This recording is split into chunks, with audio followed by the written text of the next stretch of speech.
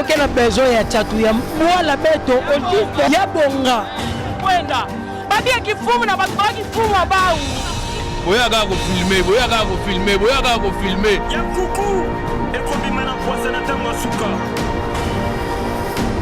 biro yo magazine poisa tele biso likambo boya kaka filmer boya kaka filmer comprendre yaya boya kaka filmer obimisa basecret oyo basecret surtout bapapa basala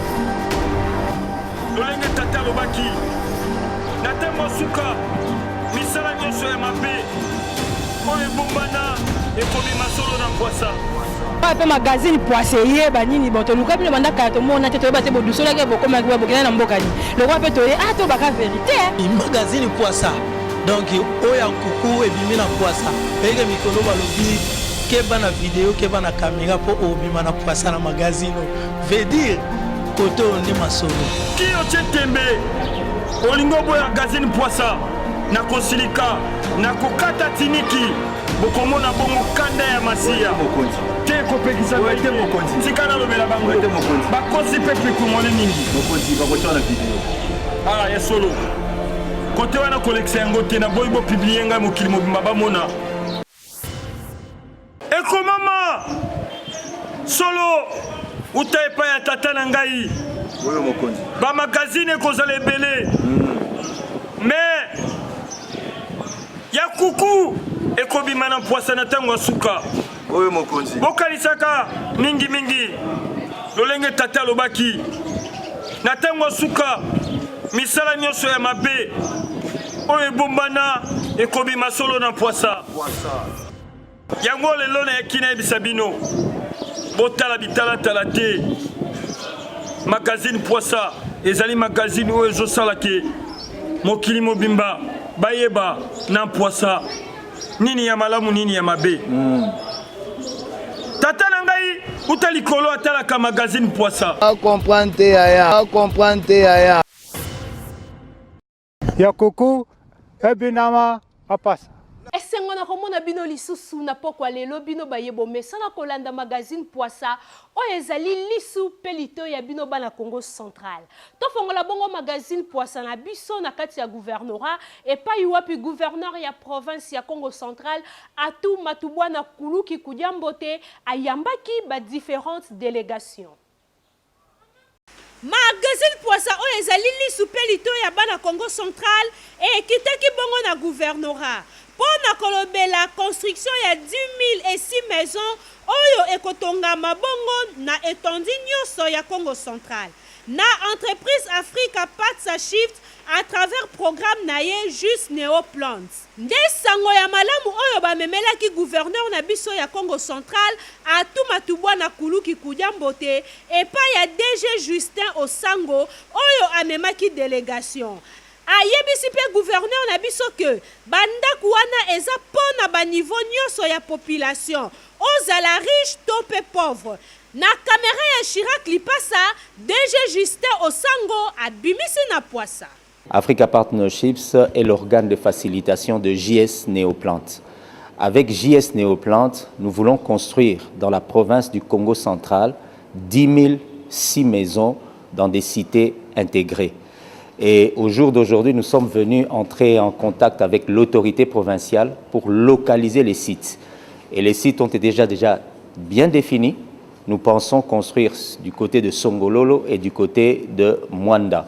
Et toutes les dispositions et les facilités, Son Excellence, Monsieur le Gouverneur, nous a donné cette certitude que tout va se faire ensemble avec eux. Et je crois que c'est pour très bientôt pour que nous puissions lancer les travaux. Ezalaka misala ezomonana gouverneur atuma tubwana kuluki kujambote aza vraiment na souci ya population ya Congo central toluli kaka mokolo yango gouverneur atuma tubwana ayambaki Evaristo José Miranda de Souza oyo a remplacé M. Joao Barthélemy ya Angola gouverneur atu apresentaki basivilité na ye epa monsieur Evaristo José Miranda de Souza oyo azali nouveau consul ya Angola na province na biso ya Congo Central. Na caméra Eli Malonda abimisi na Mpwasa. Sou o novo cônsul de Angola, aqui em Matadi. Il est le nouveau consul ici à Matadi. E o nosso objetivo aqui no governo provincial foi apresentar os cumprimentos de ano novo ao senhor governador. L'objectif pour venir ici, c'était pour présenter le meilleur vœu à son excellence, monsieur le gouverneur de province du Congo Central. E para lhe dar conhecimento também da nossa presença aqui, porque desde que cá estamos, nunca tivemos a oportunidade de podermos estar juntos. Et pour rendre compte de notre présence ici, parce que depuis son arrivée, il n'y a jamais eu une rencontre avec son excellence. Mutu oyo atanga asalaka makambo ya malonga aye ko présenter ba meilleur vœu na ye na gouverneur Atuma Tubwana nde objectif na ye na gouvernorat. Pepo gouverneur na biso aye baye. Toluli esukaki wana te ayambaki lisusu madame Kwadio Estelle oyo azali chargé de projet d'entrepreneuriat.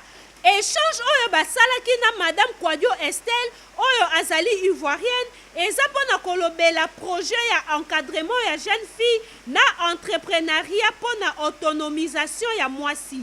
Na caméra ya Eli Malonda, madame Estelle abimisi na Mpwasa. Et nous sommes ici à Matadi dans l'échange avec monsieur le gouverneur pour pouvoir faire des formations aux femmes, donner des informations aux femmes et pouvoir financer des femmes sur les projets et surtout sur la jeune fille. Éviter également la jeune fille à pouvoir travailler, éviter l'Europe et surtout l'immigration. C'est dans cette optique que nous sommes ici à Matadi dans votre province. Vous entendez parler partout dans le monde de l'égalité. Et vous devez pouvoir investir dans la jeune fille et dans la femme pour qu'elle puisse être indépendante financièrement, pour pouvoir souvenir à même ses besoins et à ses propres activités. Alobeli était que moi si il faut ayeba ba valeur na ye peut commiswa en charge. Yango pende souci à gouverneur na biso Atuma Tubwana que moi si ayeba na kokende liboso. Toluli Mbote ya bima na Mpwasa lelo ya bima na Mpwasa lelo kaka na kati ya gouvernorat kuna tomonaki epai wapi vice gouverneur na biso ya Congo Central monsieur Justin Luemba Makoso yepe na ngambu na ye ayambaki batu. Magazine Mpwasa oyo ezali lisu ya Congo Central elobeli bango vice gouverneur monsieur Justin Luemba Makoso oyo ayambaki monseigneur Kolelus Vangu oyo azali représentant ya église orthodoxe unité na kati ya Congo Central. Kuna tomoni amemelaki ye invitation pe message pour na chef exécutif provincial na adjoint na ye pour na intronisation oyo kosalama le 23 février na Boma. Monsieur Justin Luemba Makoso asepelaki makasi na visite oyo. Na caméra ya Chiraki Lipasa, monseigneur abimisi na Mpwasa. En tout cas, il nous a bel et bien réussi.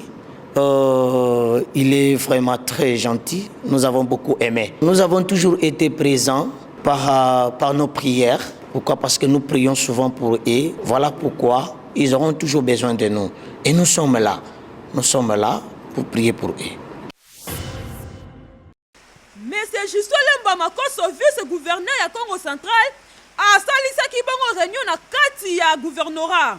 Oyo ezalaki bongo extraordinaire. Na ba responsable provincial ya la police nationale congolaise pour na suppression ya ba barrière ya route nationale numéro 1. Matadi Kinshasa Boma Mwanda. Yango nde ezalaki na centre ya masolo na bango.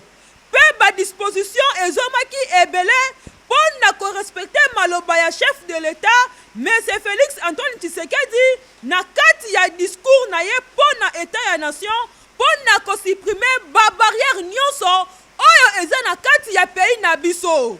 Toluli totika bongo gouvernorat tokende na pozo epai wapi population ezoko se plaindre pona kipoto oyo e permetara bango pona kokatisa na caméra ya Jonathan Sakala babimisi na Mpwasa. Awa tozali bango na mpozo kipoto oyo bozomona ezokabola bakartier mibale Afritrans na Pikambien kasi likambo ya pasi eza ete soki mvula ebeti moyen ya kokatisa eza te po mai etondaka na ndenge moko ya bajete batu oyo baza na ngambo ya Pikambien moyen bakatisa po bakende Afritrans eza te to mpe soki mvula ebeti na ngambo ya Angola mai ekitaka na ndenge moko ya kosakana te po kipoto oyo ebandela nde na Angola bato ya mpozo baleli fausse affaire balobi soki moyen ezali gouvernement provincial ezwila bango solution na caméra ya Jonathan Sakala babimisi na Mpwasa poto meka fuluka bato ngambo elezengisa bebanga keleka na disimu na kuna ngimeka bataka na disimu na kuna ngekeleka kuna mwa kusabuka kwa kuikeleve kana pomvo anda kambele atamvula ke nene mutulenda sabuka eto vote ke bato mingi basala bawe yauve basala ba yauve bankaka eba ke vote baina baketula na ntola mekona baka mbongo nandi amekudia nandi mwandi zaba ke population ke na niokama ikeleve foku baka mutune ke ntima lusolo ke eba mepesa ni mbongo osima oba bade fo nini ya sala banka meka baka mbongo nandi mwandi kwa sala nani kisalu vana na plasina ike kwa ni viatu na kusosa deputy ne ke vana ntima mbote ke tudebe to ponvana samto baka mwe kusabu kwa na ngambo yaye ya kuku ebinama apasa ebinama apasa Magazine Mpwasa oyo ezali lisu pelito ya bino bana Congo Central ekitaki bongo na mboka Kinshasa la capitale pona kolobela likambu oyo etali saut de mouton epai wapi bana Kinshasa basiliki mingi batomboki pona makambo ya saut de mouton balobi ekotiseli bango mbutu moye bakatisa eza te bambutu ya jetondanye ebele na nzela bakomi kopanza mpe kobuka nyonso etali saut de mouton mais gouvernement azwi solution na likambo ya saut de mouton a débloqué montant pour na continuer misala ya saut de mouton bana Kinshasa gouvernement est assuré bino que le 30 juin boko fêter na ba saut de mouton car ndengo bomesana ko kangama ba photo ko sala nyonso tout boko sepela ya makasi ba kondia gouvernement bazanga ki maloba te tolanda bango prêter oreille à tout ce qui se dit de gauche et à droite. Le gouvernement vous rassure que aujourd'hui même le Premier ministre vient d'instruire. Moi-même, je viens de m'instruire, je viens d'instruire le vice-ministre des Finances, le gouverneur de la Banque, pour libérer 3,5 millions de dollars sur les 13. Aujourd'hui même, l'OVD aura 1,5, tandis que l'office de route, 2 millions de dollars. Et chaque semaine qui suivra, nous allons faire un décaissement presque d'autant pour terminer les besoins financiers de ces deux entreprises, de ces deux établissements publics, de ces deux régies, jusqu'à atteindre 13,5 millions de dollars d'ici mai. Et nous voulons demander au peuple congolais, surtout à la population quinoise, de tenir encore.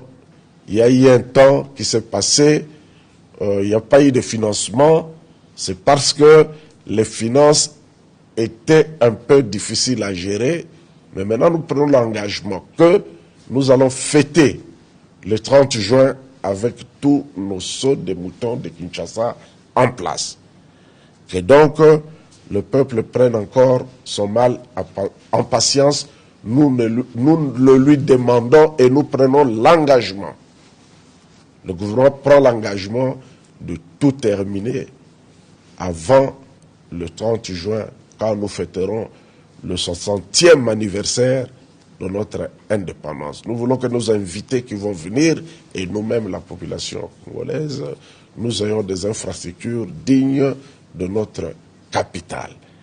Et le vice-premier ministre, ministre des ITPR, a été chargé de suivre et d'encadrer les deux régies pour que le tout se fasse comme convenu. Voilà l'essentiel de la réunion. tosukisa bongo magazine Poissa oyo ezali lisu pe lito ya bino bana Congo central na mboka Kinshasa oyo ezali capitale na biso na likambu oyo etali bakuluna.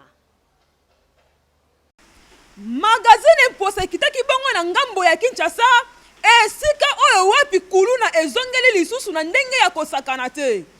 Bakuluna oyo bozomona na bilili bazopemisa population kinoise te. Bazoboma na ndenge moko ya maseki te, bazoboma na machette pe bazodiembika batu. Me kaka ndenge balobaka 99 jours ya moyibi 1 jour ya nzambe. Ndenge bozomona bango boye baza na niveau moko supérieur basuki kaka na koboma te, me bazoyiba na ndenge ya liboma. Bazoyiba ba monto, ba taxi oyo tobengi na kombo ya catch. Kasi la police pe na ngambo na ye alali pongite, apemi pete, atie bango nde mulunge. Botala ndenge babimi na Poissa. Fausse affaire. Mon général, depuis le début de ce mois de janvier, chaque matin, on est surpris de la découverte tôt le matin des corps sans vie à travers les acteurs de la ville de Kinshasa. Et vous n'avez cessé de poser des questions dans vos différents services de renseignement, ainsi que les groupes de lutte contre la criminalité, avec instruction de pouvoir mener des investigations. Et voilà aujourd'hui, le résultat est là.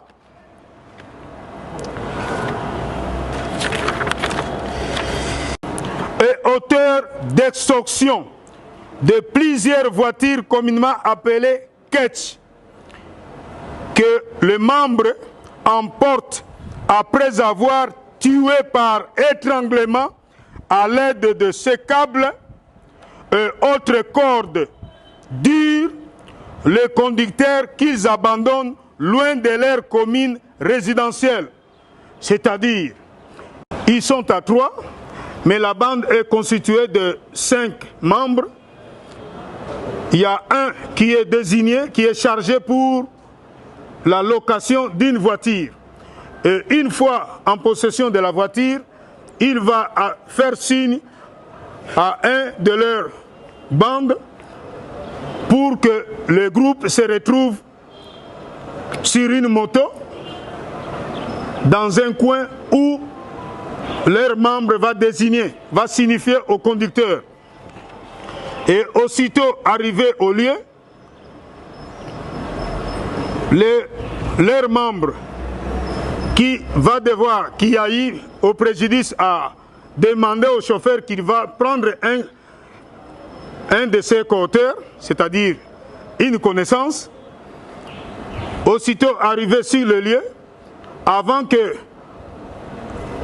sa connaissance puisse accéder dans la voiture, les autres membres de la bande vont surprendre le chauffeur, c'est-à-dire en procédant à son étranglement, en utilisant cette corde ici, et aussitôt étranglé, on va les balancer au siège arrière, et la personne qui est chargée dans la bande pour l'étranglement est bel et bien Valérie Tomba Loboko Bamonayo. C'est lui l'expert en étranglement avec cette corde, tandis que Nzamba Djani Moussilia Ayashigo Tomba Loboko, il est le spécialiste pour scotcher et bander le chauffeur victime. Il procède à un ligotage, plutôt, mon général, du conducteur qui est déjà décédé. À titre illustratif, vous est présenté ci-après. Monsieur Ayembe Soule, taximan de son état, domicilié sur avenue Vunda numéro 16, quartier 2, dans la commune de Njili, tué par étranglement à l'aide d'un câble la nuit du 21 au 22 janvier 2020, dont le corps fut abandonné à bord de sa voiture Toyota IST de couleur jaune, plaque d'immatriculation 3012 AG-10 sur la nationale numéro 1, non loin de l'église La Borne, au niveau de l'arrêt de bis Carrière, quartier Mpassa 1, dans la commune de Lancélé. Et si cette voiture était abandonnée, c'était suite à une panne sèche. Il n'y avait pas de carburant pendant qu'on cherchait l'endroit où on pouvait abandonner le chauffeur qui était déjà décédé. Deuxième forfait, M. Ntumba Kaninda, lui, taximan de son état, domicilié sur avenue Kaouka numéro 19-35, quartier Kaouka, dans la commune de Kalam, dont le corps ligoté au bras derrière le dos a été retrouvé abandonné devant le lycée Sacré-Cœur Bossangani en date du 23 janvier 2020 vers 23 h. Yakuku ebinama apasa. Ebinama apasa. Na élément oyo ya bakulu na nde tosukisi magazine Poissa na biso. Merci mingi na équipe technique oyo et accompagné biso, pe merci mingi na équipe rédactionnelle oyo zotiaka mayele na bango pona ko sepelisa bino tango yiso. Et merci mingi na bino ba oyo pe bozora libaku ya kolanda magazine Poissa. Et merci pe mingi na ba partenaire na biso ba mesana ko soutenir biso et na sengi pe ba merci. Pour na lobaka ba merci tellement eza ebele yemoko sango mokonzi numéro masqué hein Alembia. En tout cas papa wumela pona yo loboko nangeza toujours likolo. Merci magazine Poissa. Hey tokutani lobby tololi Coucou ebinama apasa. Coucou ebinama apasa. Eko mama solo utepa ya tata na ngai oyo mokonzi ba magazine kozala ebele mais ya kuku ekobima na Poissa na ntango suka oyo mokonzi bokanisaka mingi lolenge tata alobaki na ntango suka misala nyonso ya mabe oyo ebombana ekobima solo na Poissa. Botala bitala te magazine Poissa ezali magazine oyo ezosala ke mokili mobimba bayeba na Poissa nini ya malamu nini ya mabe. Yango na lobby pour na publicité sport tope promotion ya eloko olingi osala kobukana te benga magazine Poissa mingi Poissa. Merci beaucoup. Tikala wana branché na magazine Poissa po yango dezolo ba solo vérité ya mboka Congo.